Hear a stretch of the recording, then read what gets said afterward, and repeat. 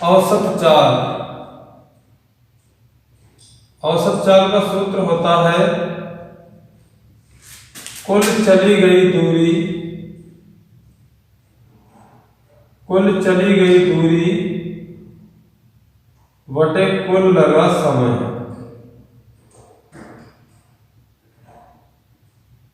इस सूत्र से तो हम इसको परिभाषित कर सकते हैं।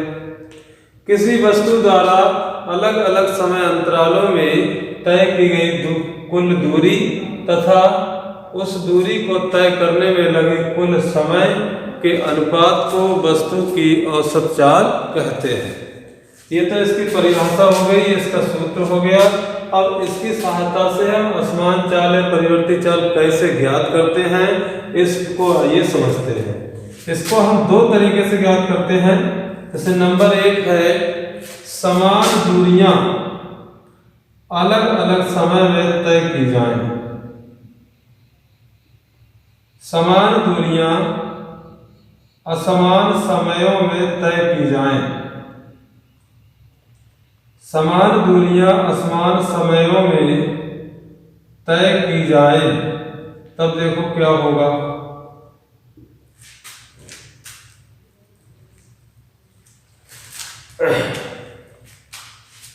जैसे मान लीजिए हम एक चित्र बनाते हैं।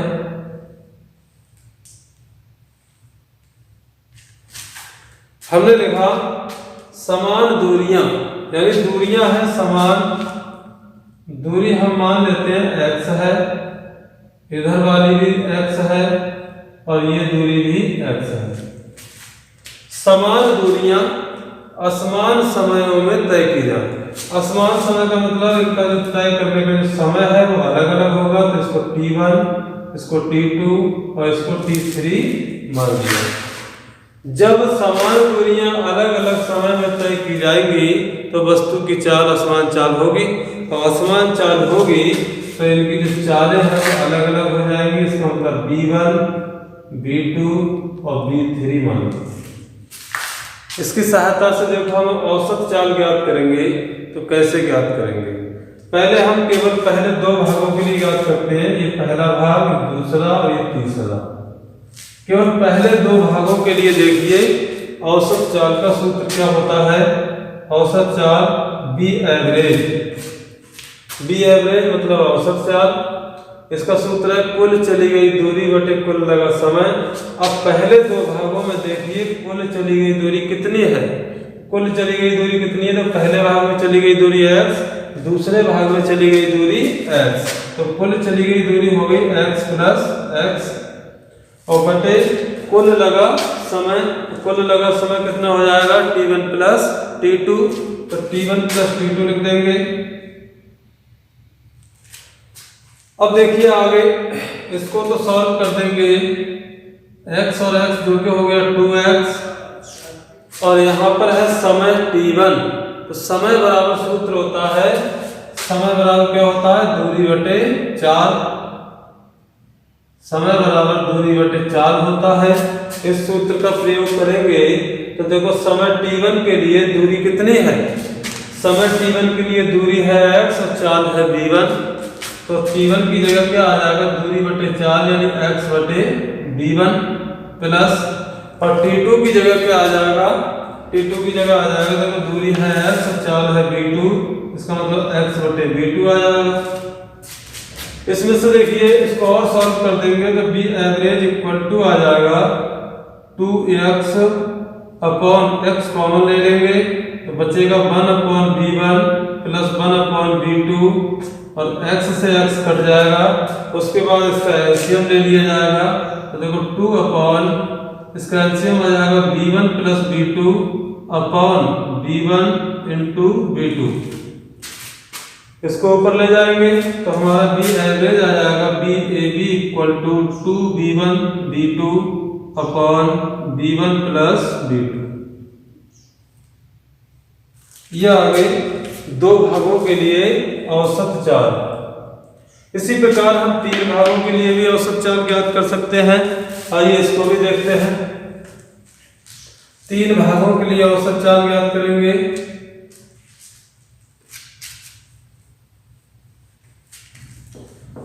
तीन भागों के लिए औसत चाल इसी प्रकार हम ज्ञात कर सकते हैं। देखिए तीनों भागों को एक साथ हम औसत चाल ज्ञात करेंगे तो क्या आएगा, देखो बी एवरेज इक्वल टू, सूत्र क्या होता है औसत चाल का, कुल चली गई दूरी बटे कुल लगा समय। तो तीन भागों में कुल चली गई दूरी कितनी है, x plus x plus x, x plus x plus x, और कुल लगा समय है t1 plus t2 plus t3। इसको आगे सॉल्व कर देंगे तो x और से जुड़ जाएगा 3x, और t1 की जगह आ जाएगा x बटे b1 प्लस एक्स बटे b2 प्लस एक्स बटे b3। ये सूत्र लग गया समय बराबर दूरी बटे 4 का। यहां से x कॉमन ले लेंगे, क्या आ जाएगा, देखो 3x अपॉन x कॉमन ले लिया तो बचेगा 1 upon b1 plus 1 upon b2 plus 1 upon b3। x से x कट जाएगा तो बी एवरेज इक्वल टू आ गया 3 upon 1 upon b1 plus 1 upon b2 plus 1 upon b3। इसको एलसीएम लेके भी और आगे भी सॉल्व कर सकते हैं। ये तीन भागों के लिए औसत चाल आ गई। इसी प्रकार मान लीजिए ये x दूरियां हम n बार ले लें, तो n बार लेंगे तो इसका सूत्र क्या होगा, n बार के लिए बी एवरेज इक्वल टू आ जाएगा कुल चली गई दूरी x प्लस एक्स और डॉट डॉट डॉट n बार हो जाएगा ये, और इसके लिए जो समय होगा वो कितना हो जाएगा, t1 plus t2 plus t3 और plus dot dot dot tn। इसमें हम मान लगा देंगे, क्या आ जाएगा, B average equal to J x जब n बार जुड़ेगा तो n x हो जाएगा, और यहाँ पर आ जाएगा x बटे b1 प्लस x बटे b2 प्लस x बटे b3 plus dot dot dot x बटे bn। यहाँ से x कॉमन ले लेंगे और x से x कट जाएगा तो ये बचेगा n बटे 1 upon b1 plus 1 upon b2 plus 1 upon b3 और dot dot dot 1 upon bn। ये n भाग के लिए औसत चाल ज्ञात हो गई।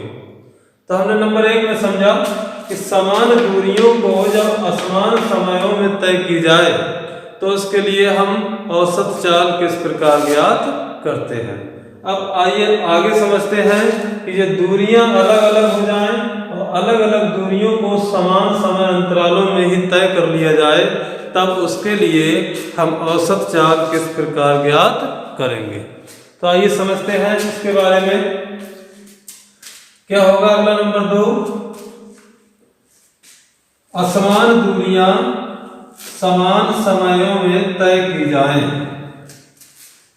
असमान दूरियां समान समयों में तय की जाएं। नंबर 2, असमान दूरियां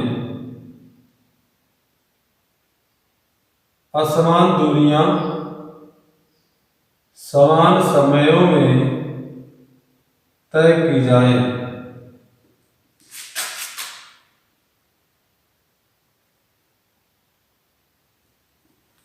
इसको समझते हैं। देखो पहले समान दूरियां असमान समय में, अब असमान दूरियां समान समय में। तो असमान दूरियां होंगी तो इसको अलग अलग कर लेंगे, x1 x2 x3, ये असमान दूरियां हो गई। और समान समय में करेंगे तो ये हट जाएगा, केवल समान समय लिया जाएगा, t1 t t t।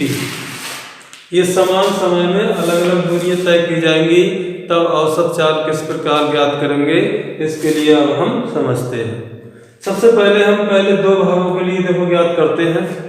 पहले दो भागों के लिए हम बी एवरेज निकालेंगे, औसत चाल ज्ञात करेंगे। तो सूत्र होता है कुल चली गई दूरी बटे कुल लगा समय। तो पहले दो भागों के लिए कुल चली गई दूरी कितनी है, x1 प्लस x2, और कुल लगा समय कितना है दो भागों के लिए, t प्लस t। इसको आगे सॉल्व करेंगे तो ये x1 क्या है, दूरी है, और दूरी बराबर सूत्र क्या होता है, दूरी बराबर होता है 4 गुणा समय। दूरी बराबर 4 गुणा समय होता है। दूरी है यहाँ x1, x1 दूरी के लिए 4 है v1 और समय है t। तो x1 बराबर 4 गुणा समय के अनुसार v1 इंटू टी हो जाएगा, और x2 की जगह x2 दूरी के लिए 4 है v2 समय है t, तो ये हो जाएगा v2 इंटू टी, और अपॉन में t और t जुड़ जाएगा तो ये हो जाएगा 2t। तो b एवरेज इक्वल टू यहाँ से t कॉमन ले लेंगे, तो v1 plus v2 into T upon 2t, t से t कैंसिल, तो b एवरेज इक्वल टू आ गया v1 प्लस v2 अपॉन 2। ये दो भागों के लिए औसत चाल ज्ञात हो गई जब असमान दूरियां समान समय में तय की जाती हैं तब। आगे इसी का तीसरा भाग मान लीजिए तीनों भागों के लिए हम ज्ञात करें अलग अलग, तो क्या आएगा? तीन भागों के लिए देखो बी एवरेज इक्वल टू आ जाएगा, कुल चली गई दूरी x1 plus x2 plus x3 और बटे समय कितना होगा t प्लस t, समय हो जाएगा t प्लस t, और यहाँ दूरी का सूत्र लगा देंगे 4 गुणा समय के अनुसार, तो b1t plus b2t plus b3t और अपॉन में आ जाएगा 3t। उसके बाद क्या करेंगे? t कॉमन आ जाएगा, तो आ जाएगा b1 plus b2 plus b3 और t कॉमन आ गया, अपॉन में आ गया 3t, और t से t कैंसिल हो गया, तो ये तीन भागों के लिए b एवरेज का मान आ गया b1 plus b2 plus b3 upon 3।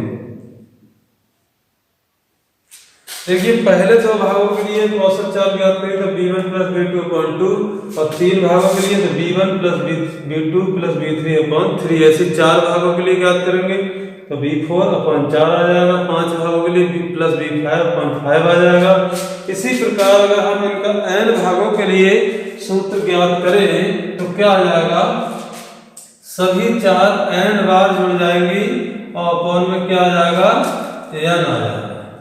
देखें n भागों के लिए b एवरेज निकालेंगे तो b एवरेज इक्वल टू आ जाएगा x1 plus x2 dot dot dot xn और अपॉन में आ जाएगा t plus dot dot dot tn नहीं बल्कि n बार t जुड़ेगा। t कितनी बार जुड़ेगा? n बार जुड़ जाएगा।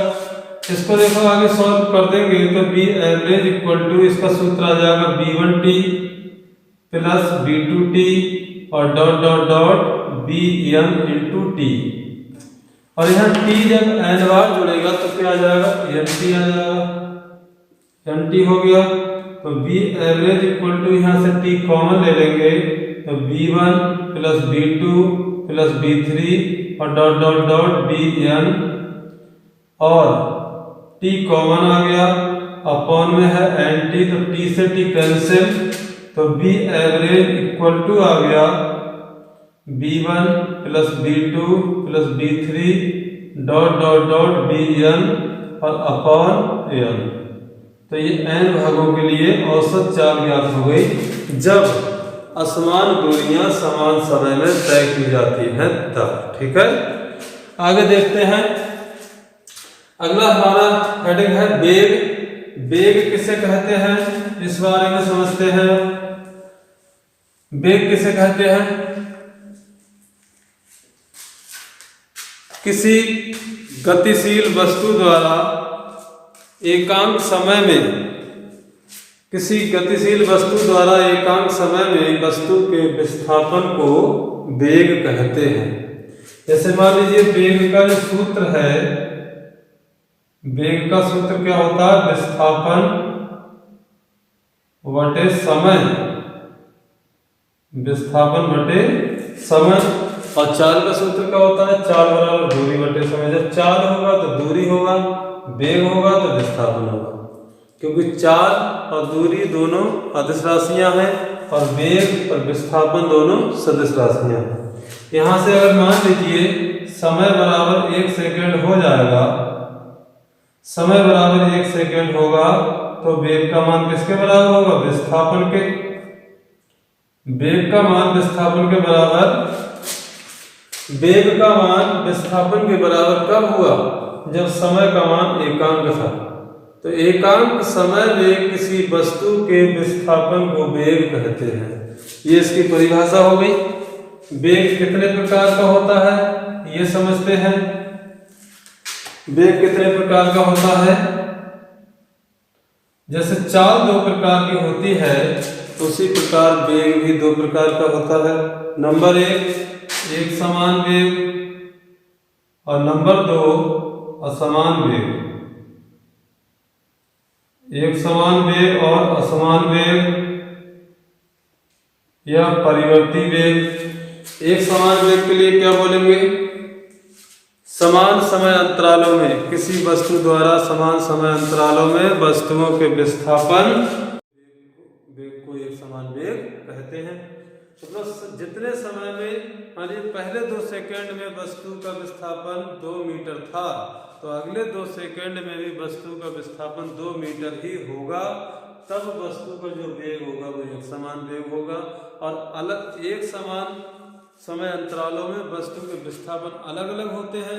मान लीजिए पहले 2 सेकंड में 2 मीटर और अगले 2 सेकंड में विस्थापन हो गया 4 मीटर, तब वस्तु का जो वेग होगा वो होगा असमान वेग। और जब समान समय अंतरालों में वस्तु का विस्थापन समान होगा तो वस्तु के वेग को एक समान वेग कहते हैं। ठीक है, तो एक समान वेग को ज्ञात करने के लिए तो हमारा सूत्र होता है विस्थापन बटे समय। विस्थापन बटे समय। इसी सूत्र से हम एक समान वेग को ज्ञात कर लेते हैं, परंतु असमान वेग को हम औसत वेग की सहायता से ज्ञात करते हैं। जैसे असमान चाल को हम किससे ज्ञात कर रहे थे? असमान चाल को हमने औसत चाल की सहायता से ज्ञात किया। उसी प्रकार असमान वेग को औसत वेग की सहायता से ज्ञात करते हैं। और अब समझते हैं कि औसत वेग क्या है। औसत वेग क्या होता है? औसत वेग का सूत्र क्या होता है? औसत वेग बराबर होता है कुल विस्थापन बटे कुल लगा समय। कुल विस्थापन बटे कुल लगा समय।